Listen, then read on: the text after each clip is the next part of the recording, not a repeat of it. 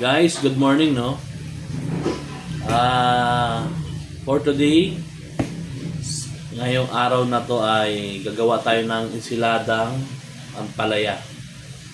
Ito yung ampalaya natin, no? Nalagyan ko na siya ng asin.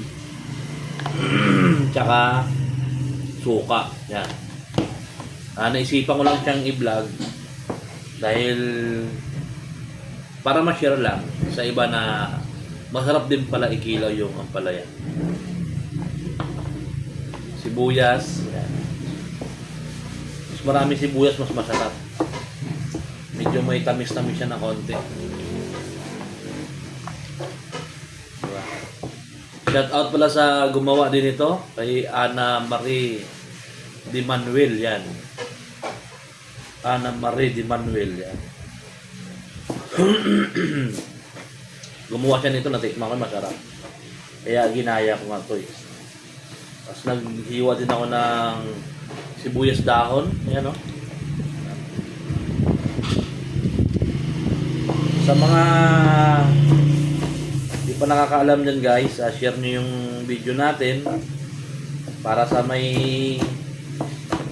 makaalam ng lahat na ang ampalaya ay hindi lang para sa itlog-itlog, hindi rin siyang ikilaw, yan. Ang iba kasi nito ini-steam.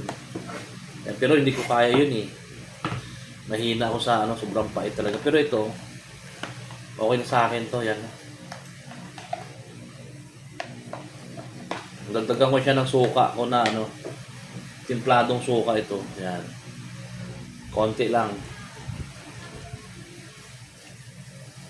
Yan. Ang bango. Sobra. Mas masarap nga ito kung may pa. May dilis. Yan. Kung may dilis ito, mas masarap. Panalo to. Yung kalahati nito, ilalagyan ko ng itlog. Diba? Sa probinsya namin, gumagawa din si Erpat nito eh. Dito kasi ako lang gumawa ngayon kasi ayaw naman sa bahay. So pa ba gagawa? Di ako na lang, di ba? Sarap.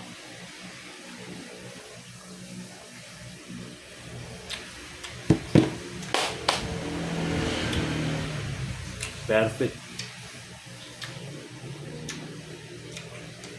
Alam mo yung medyo namis-namis siya na konti. Dahil dito sa suka ng templado. Asim, konting kagat ng pait. It's normal. Panalo to.